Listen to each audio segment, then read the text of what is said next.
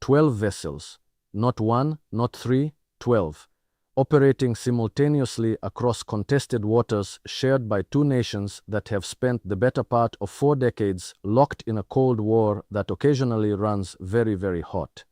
When coastal surveillance systems pick up that kind of coordinated maritime activity, the professional analysts don't ask, "What are these ships doing?" They ask a far more dangerous question: who authorized this and what are they preparing for? That is where we begin today. Because what is unfolding in the waters between American naval zones and Iranian territorial boundaries is not an isolated incident. It is a signal. And if you know how to read signals, you already understand that the world is closer to a fundamental restructuring of power than at any point since the Cold War ended. Stay with me, because about 2/3 of the way through this conversation, I am going to share with you a realization that will completely change how you interpret every headline you read about Iran, the Gulf, and American naval dominance for the rest of your life. Let's start where all serious analysis must start, with geography, because geography is destiny and the sea never lies. The Persian Gulf and the surrounding waters, including the Strait of Hormuz, the Gulf of Oman, and the Red Sea corridor, are not simply bodies of water. They are the circulatory system of the global economy. Roughly 20% of the world's oil transits through the Strait of Hormuz alone. When vessels begin operating in coordinated patterns across these waters, American surveillance detecting 12 ships moving with what intelligence professionals would describe as intentional geometry, it tells you that someone has made a decision. A deliberate, strategic decision that was not made last week or last month, but very likely over the course of several years of quiet planning. Now, to understand why this particular moment matters, we have to look at what has been happening beneath the surface of the diplomatic theater that the mainstream media presents to you as news. Because the theater is real, the press conferences, the sanctions announcements, the carefully worded State Department statements, all of that exists. But the theater is not the strategy. The strategy is something else entirely, and it operates at a frequency that most news cycles are simply not designed to capture. Iran, for all of its portrayal in Western media as an isolated, economically strangled, ideologically rigid state, has spent the last 5 years doing something extraordinary. It has been quietly and systematically building what I would describe as a maritime lattice, a network of relationships, supply agreements, intelligence sharing arrangements, and naval understandings with countries that Washington once assumed were firmly in its orbit, or at least firmly neutral. We are talking about the Gulf states rethinking their security architectures after the Abraham Accords reshuffled the deck in ways that produced unexpected consequences. We are talking about China completing its 25-year strategic cooperation agreement with Tehran and then actually beginning to honor it in ways that go beyond symbolic trade. We are talking about Russia, deeply embedded in the Syria corridor, maintaining a naval presence in the Eastern Mediterranean that gives Tehran a kind of strategic depth that it simply did not possess a decade ago. So when 12 vessels are detected operating simultaneously in and around American and Iranian waters, the question is not whether this is provocative. Of course it is. The question is whether provocation is the point, or whether provocation is the cover story for something more structural. And I want you to sit with that question for a moment, because your answer to it determines everything about how you understand American foreign policy in this region. The United States Fifth Fleet, headquartered in Bahrain, is arguably the most powerful naval force ever stationed in a single theater in peacetime. It is not there by accident, and it has not been there since 1995 by coincidence. It is there because the architects of post-Cold War American grand strategy understood something that the public was never really told. That control of the Persian Gulf is not about oil for America specifically. America has been energy independent in various measures for years now. It is about controlling the oil supply for everyone else, for Europe, for Japan, for South Korea, for India, for China. He who controls the tap controls the behavior of those who depend on the water. That is the real function of American naval dominance in the Gulf, and it is a function that has served Washington's strategic interests with remarkable consistency for 3 decades. But here is where the mathematics begin to shift. Because the assumption embedded in that strategy, that the nations depending on Gulf oil would remain sufficiently aligned with, or at least sufficiently afraid of, American power to stay within Washington's strategic parameters, that assumption is now under the most serious stress it has faced since the strategy was first designed. And the 12 vessels detected by coastal surveillance are, in a very real sense, a physical manifestation of that stress. Think about what has happened in just the last 18 months.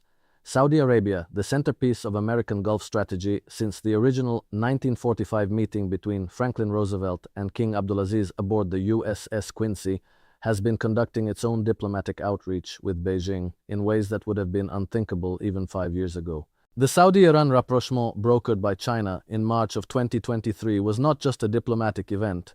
It was a message, delivered as clearly as any message can be delivered in the language of geopolitics, that the regional order Washington had maintained through a combination of arms sales, security guarantees, and shared hostility toward Iran was no longer the only game in town. The Saudis were not abandoning America. They were diversifying. And in geopolitics, diversification by your most important regional partner is always the first step towards something more fundamental. Now let me bring this back to the surveillance data, because this is where I want you to think like an intelligence analyst rather than a news consumer. When a coastal surveillance system detects 12 vessels operating in a coordinated pattern across contested waters, the analysts are doing several things simultaneously. They are tracking the vessels' headings and speeds to determine whether they are in transit or holding position. They are cross-referencing the vessel's AIS signatures, or the absence of AIS signatures, which is often more informative, against known Iranian Revolutionary Guard Corps naval assets, commercial shipping registered to front companies in Dubai or Malaysia or Panama, and any recent movements reported by allied intelligence services, and they are building what is called a pattern of life, which is the intelligence community's term for the behavioral baseline that allows you to recognize when something has changed. What changes patterns of life is not random, it is decision-making at a level above the vessels themselves. And the decision-making that would produce 12 vessels operating simultaneously across two nations' waters is not the kind of decision that a mid-level IRGC commander makes on a Tuesday morning. This is strategic-level authorization, which means someone with real authority in Tehran's national security apparatus, and very possibly someone with awareness and tacit coordination from outside Iran's borders, made a calculation that the current moment is one in which this kind of presence, this kind of signal, carries acceptable risk and meaningful strategic value. I want you to ask yourself this question, and I genuinely mean this as an invitation to think rather than a rhetorical device. What would make 12 vessels operating in contested waters strategically valuable right now, at this particular moment in history? Because the answer to that question reveals something about the global power transition that the mainstream narrative is completely unprepared to discuss with you honestly. The answer, I believe, is timing. Specifically, the timing relative to three convergent developments that are reshaping the foundations of the international order. The first is the accelerating de-dollarization conversation happening not just in BRICS forums but in the actual treasury ministries and central banks of nations that have historically kept their heads down and their dollar reserves high. The second is the state of American domestic political coherence, or more precisely, the perception of that coherence from the outside, because how adversaries and partners alike read American institutional stability has a direct bearing on how much risk they are willing to accept in testing the boundaries of the existing order. And the third development is something that rarely gets discussed in the context of Gulf maritime security, but which I think is absolutely central to understanding this moment. The evolution of Iran's drone and missile technology into a genuine anti-access and area denial capability that has fundamentally changed the military mathematics of any potential conflict in the region. Let me unpack each of these because they form the architecture of the answer on de-dollarization, and I know this word has been so overused that many people have started to dismiss it as financial commentary background noise, but I want to be precise about what it means in the context of Gulf maritime security. The dollar's role as the global reserve currency is not just an economic fact, it is a security arrangement. Nations hold dollars because the dollar is the currency in which oil is priced, and oil is priced in dollars because the United States has, since the 1970s, maintained an informal but very real agreement with the Gulf producers that American security guarantees are the insurance policy behind the petrodollar system. When you begin to see serious discussion, and they are now very serious, not merely rhetorical, about pricing oil in alternative currencies or settling bilateral energy trade outside the dollar system, you are not just looking at a financial phenomenon. You are looking at the potential unraveling of the security architecture that underlies American naval presence in the Gulf. Because if the petrodollar arrangement no longer requires American security guarantees to function, then the political justification for the Fifth Fleet's permanent station in Bahrain begins to require a different explanation. and different explanations require different strategies, which brings me back again to 12 vessels. On the question of American domestic political coherence, I want to be careful here, because I am not making a partisan point, and I would encourage you to resist reading one into this analysis. What I am observing is something that foreign policy professionals in every capital city in the world are observing, that the United States is currently experiencing a period of significant internal contestation about its role in the world, its commitments to multilateral institutions, its relationships with long-standing allies, and the consistency of its foreign policy across election cycles. Now, I'm not saying this is good or bad. That is a conversation for another day, and it is genuinely complex. What I am saying is that from the perspective of a strategist in Tehran or Beijing or Moscow or even Riyadh, this internal contestation creates windows. Not necessarily windows for military confrontation, but windows for repositioning, for quietly shifting the furniture of regional order while the most powerful nation in the room is engaged in a vigorous argument with itself about what kind of nation it wants to be. 12 vessels in contested waters during a period of American domestic political turbulence is not coincidence. It is opportunistic positioning, and opportunistic positioning is not aggression, at least not in its first phase. It is information gathering, boundary testing, and signal sending. It is Iran asking a question through action rather than words. How does America respond when we do this? The answer to that question will inform Tehran's next move, and the move after that. Now I want to come to the third development, because this is the one that changes the military mathematics in ways that I think most American audiences have not fully processed. Iran's development of drone and missile capabilities over the last decade has been genuinely transformative, and I say that not as a geopolitical cheerleader for Iran's military ambitions, but as an honest assessment of what the intelligence and defense communities themselves have been saying, often in academic journals and think tank papers that don't make the nightly news. The Houthi campaign in the Red Sea, which began in earnest in late 2023 and continued through 2024 and into 2025, was something of a live-fire demonstration of what Iranian-supplied drone and missile technology can do to commercial shipping and to the naval assets tasked with protecting it. American destroyers, extraordinarily capable, extraordinarily expensive ships, were firing interceptor missiles that cost upward of $2 million each to shoot down drones that cost somewhere between $20,000 and $50,000 to produce. That is not a sustainable exchange ratio. And the military strategists know it, which is why the discussion about how to maintain the free flow of commerce through the Red Sea has been so fraught, so expensive, and so inconclusive. Now transpose that mathematics to the Persian Gulf and the Strait of Hormuz. Iran possesses a significant inventory of anti-ship missiles, including the Noor and the Qadr, which are domestically produced derivatives of the Chinese C-802 and capable of engaging surface vessels at ranges that place American naval assets within reach from multiple directions simultaneously.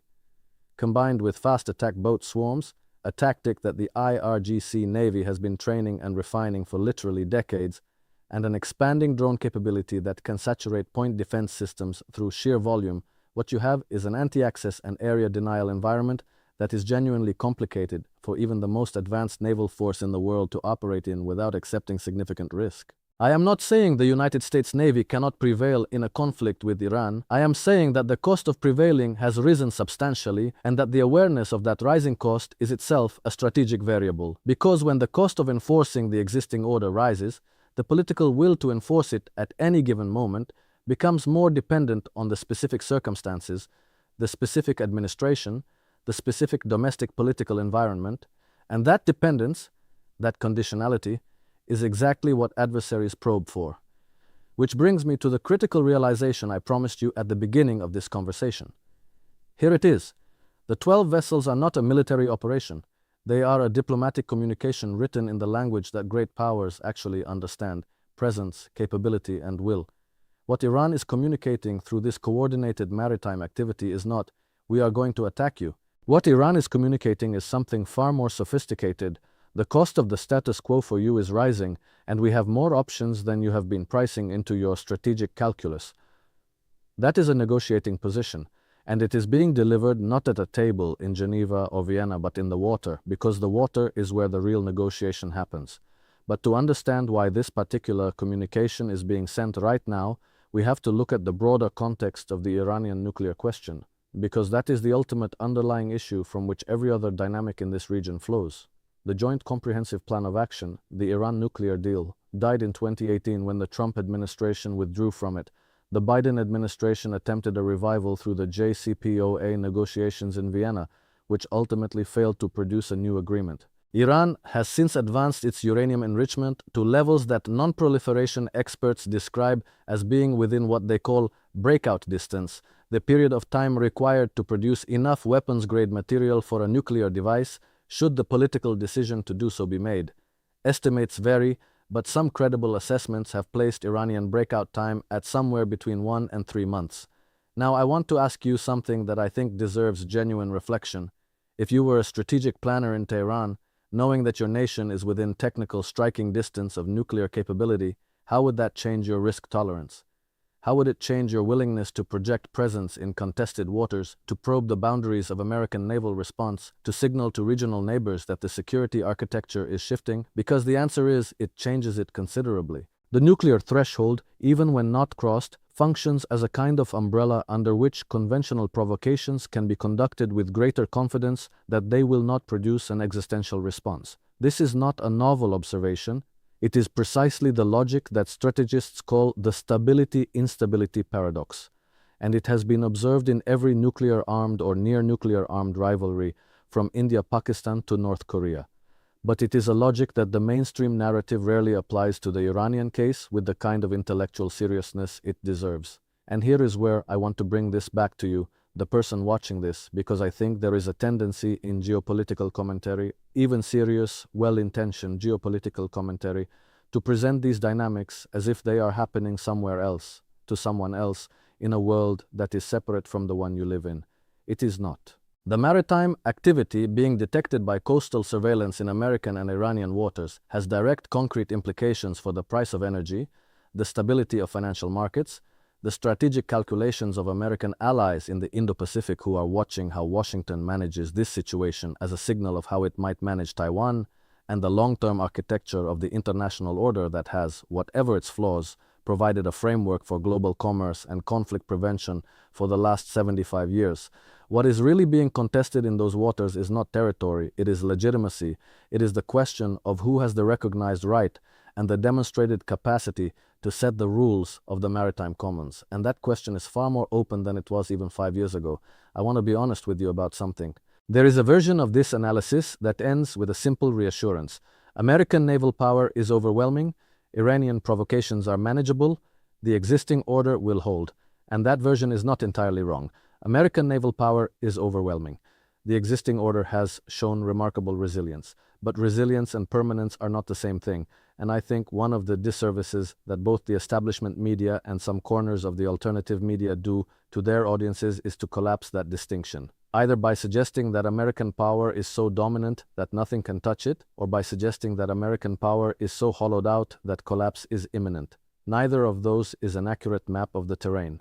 What I think is genuinely true, and what the maritime surveillance data in some sense confirms, is that we are in a transition period, a period where the rules are being renegotiated, where the cost of enforcing the existing order is rising, where new actors are asserting themselves with new capabilities, and where the United States is simultaneously the world's most powerful nation and a nation whose strategic bandwidth is being stretched by commitments on multiple fronts. Managing that transition, understanding it clearly rather than through the distorting lens of ideological convenience, is, I think, one of the most important intellectual tasks of this moment. So, let me ask you one final question before I close, and I ask this with complete sincerity, because the people who watch this channel consistently offer more nuanced and better informed perspectives than anything I see in comment sections anywhere else on the internet. Do you believe that what we are witnessing in the waters between America and Iran right now is a prelude to kinetic conflict, a sophisticated negotiating maneuver, or something else entirely? Something that perhaps doesn't yet have a name because it represents a genuinely novel form of great power competition that our existing frameworks are not quite equipped to describe? I ask because I genuinely don't know, and I have learned to be suspicious of anyone in this field who claims certainty about what happens next. What I do know is that 12 vessels operating simultaneously in contested waters is not background noise. It is a sentence in a conversation that is being conducted at a level of strategic depth and historical significance that deserves exactly the kind of serious, unfiltered attention that you have given it by watching this far. The chessboard is being reset, the pieces are not where they were, and the game being played is not the one being described on the front page. That is what coastal surveillance detected. That is what 12 vessels in the water actually means, and now you see it too.